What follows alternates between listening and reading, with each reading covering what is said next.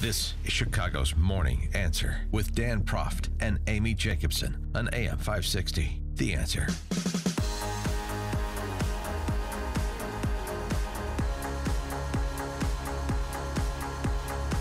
Good morning, Dan and Amy. Could the Democrats be getting wise to their electoral problems?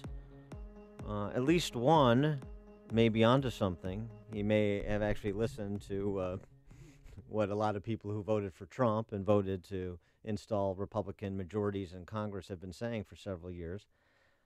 He apparently has gotten his fill of leftist elitists, not named Obama. Talking, of course, about Mr. Chris Matthews. The thrill is gone when it comes to leftist elitism. Listen to Matthews' diagnosis of the problem plaguing Democrats in 2018. This yesterday on Morning Joe. A true Democrat, lowercase d, thinks they're no better than anybody else. That's what a Democrat is. And when the party regains that with white, black, Hispanic people, everybody starts to think of themselves as one of them instead of being better than them, they'll get back to the party of the people. And they're not there yet. There's too many elitisms. There's so much elitism in the Democratic Party. It's so outrageous. And it all comes down to the notion of the meritocracy being entirely academic based. You don't want to hear about a master plumber being an elite. He is, or she is, but it's all academic, and it's a game they've been playing with themselves, and it's self-saluting. And I'm telling you, the people feel it. There's a party going on, and they ain't invited to it. And that's a big part of this. It's not just economics. I don't buy the whole Marxist argument it's all about economics. It's not all about economics. It's about sensing that your leaders give a damn about you personally. For more on this seeming cultural divide, we're pleased to be joined again by David Harsanyi, who is a nationally syndicated columnist and senior editor for The Federalist, thefederalist.com. Also his book, First Freedom, A Ride Through America's Enduring History with the Gun, From the Revolution to Today. David, thanks for joining us. Appreciate it. Always a pleasure. Thanks for having me. So what about Chris Matthews and that diagnosis?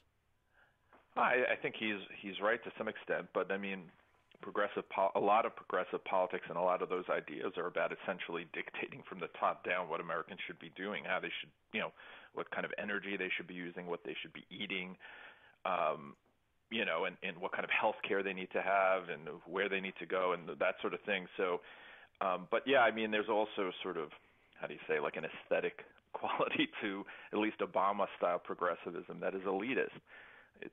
He's right. It's about, how many degrees you have, not sort of what you've accomplished elsewhere. So that is problematic for them. But I also think, there's a cultural element to it as well where, it's about where you live. Is it urban versus rural, that sort of thing. So, but I definitely think he's onto something.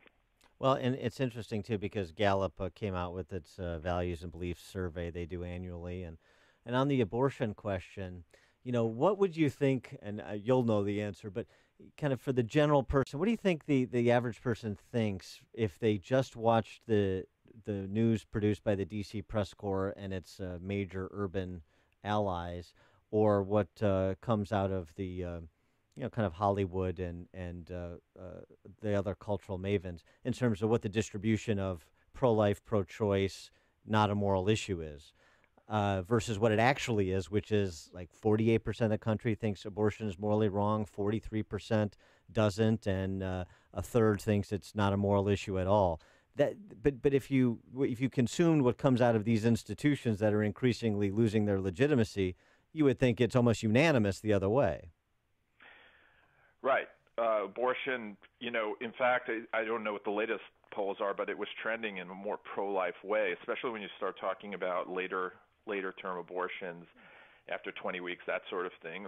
I think a majority was for that ban. Mm-hmm. Now, obviously, most Americans, I think, have sort of complicated feelings about it, and most Americans don't drive their entire vote, don't tether their entire vote to the abortion issue. But it is an issue that Democrats have basically gone extreme on for the most part. They want no limits. There's no limit that they would embrace. And I think many of them are fooled by the sort of coverage from Hollywood and elsewhere that most Americans agree with them. It's a really complicated issue, and that's just one of many that I think they've sort of been confused about. Well, and I don't know if this is where Matthews is going, but this is where he's sort of in the right neighborhood at least. It's not that whether you're pro-life or pro-choice, it's the attitude for those with whom you disagree, right? So for the 48% that say abortion is morally wrong, they're a minority, and they're essentially, if you don't agree with our position, then you're a bigot of some sort. So pick abortion, particularly in the wake of the Masterpiece Cake Shop decision this week from the Supreme Court, religious liberty. If you're not on board with the leftist worldview, then you are a bigot of some sort, and that drives a lot of people away, even if you're not necessarily a conservative. Right. I mean, the left has essentially stopped arguing. They've adopted this position where when you disagree with it, they treat their positions as if they were, rights, as if they were some sort of religious positions, and if you disagree with them, you're some sort of hater. You could be a racist, you might be homophobic, whatever it is. They no longer argue about the issue itself. They simply dismiss you. So there are a lot of people in this country who I imagine are religious, some sort of orthodox faith, and they probably have some liberal inclinations, let's say when it comes to economics or whatever else, but they're completely turned off by the liberal dismissal of their belief system, their broader belief system, and I think that is an elitism, and it is problematic for them because there's still many religious people in this country. Yeah, and religion's not bad. I always try to get my liberal friends to go to church with me. Like, come on, you like it. My pastor's liberal. But speaking of liberals, you recently wrote an article about celebrating how they celebrate higher gas prices. Why is that? Well, I always laugh when liberals like Chuck Schumer or whoever else stand in front of an Exxon sign at it says $3.50 a gallon or something terrible of that nature, and then complain about high gas prices. Every single policy that they support would artificially institute higher gas prices. They want higher gas prices. That's what cap and trade was about. It's a fabricated marketplace to make energy more expensive for Americans because they want you to use alternative sources. So to force you to do it. So it's just hypocritical of them to attack higher. First of all, prices aren't that high. I think they've already fallen. But it's just the hypocrisy. They want higher gas prices. That's exactly what they've been arguing for many years. I want to go back to this since I mentioned Masterpiece Cake Shop. You wrote a piece on the topic after the Supreme Court handed down its decision that gave a good over at thefederalist.com that gave good perspective on the genesis of the case, as well as how it made its way through a challenge at the state level before the Supreme Court took it up. And because you started our conversation by talking about how the left is always kind of telling you what you can't do, what you can do, and how you can do it. And in the case of Masterpiece Cake, what you can't do as well, which is allow your religious liberty to influence your professional life. And so I wonder how you interpreted that Supreme Court decision, because there seems to be some disagreement among conservatives. Certainly there is me with like David French, who sees this as a watershed moment, and I think it is for Jack Phillips, but I'm not sure it is for religious liberty generally in this country. Well, actually, I would use this as another example of how the media in many ways misrepresents something. So most people think, or many people I've encountered think this case was about Jack Phillips basically putting up a sign that says no gays allowed, right? I mean, that's how they view it in general, which is not the case at all.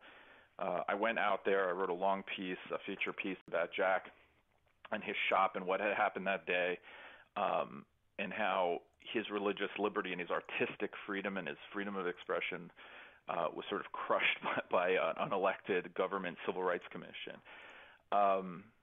As for the case itself, yeah, I mean, actually, since I wrote that piece, I've actually, the more I read, the less I like it. I just think it was so narrow. It was a personal victory for Jack Phillips, and that's wonderful. But I don't think it dealt with the question of religious liberty at all. Basically they told the Colorado Civil Rights Commission that if they need to be nicer when they're destroying someone's life. So right. Yeah, but didn't you feel any optimism that it was a 7-2 decision instead of 5-4? Not really, because what happens is now you have a 7-2 decision that is narrower rather than a closer decision that would be broader. I don't know. I mean, I'm not a lawyer. I'm not a constitutional scholar or anything like that.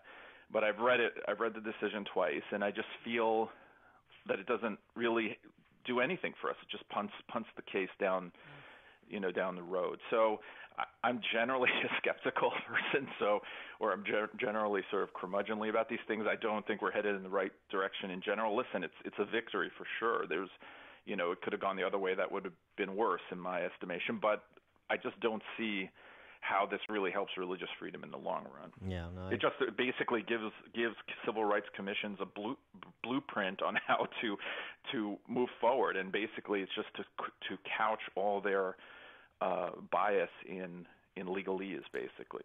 Well, right. I think that's exactly right, and it's basically an example of what Clarence Thomas warned in his dissent in Obergefell, which is you're going to have marriage redefinition run headlong into religious liberty, and what are we going to do? We're going to adjudicate every one of these cases, like the Masterpiece Cake Shop case, where was somebody overtly discriminatory or not, and that it's hard to standard set when you redefine marriage out of existence. Right. Well, first of all, people might not know this because the media rarely mentions it, but gay marriage wasn't even legal in Colorado when this happened. In fact, it was illegal because they had passed an initiative in the state. But more than that, now basically courts have to decide. They have to read figure out the intent of the commissions, read their minds, and read the minds of the people involved in these cases. It's just no way to adjudicate law at all. He is David Harsanyi, nationally syndicated columnist, senior editor for TheFederalist.com. His most recent book, First Freedom, A Ride Through America's Enduring History with the Gun, From Revolution to Today. David, thanks for joining us. Appreciate it. Anytime. Thanks for having me. And he joined us on our turnkey.pro answer line.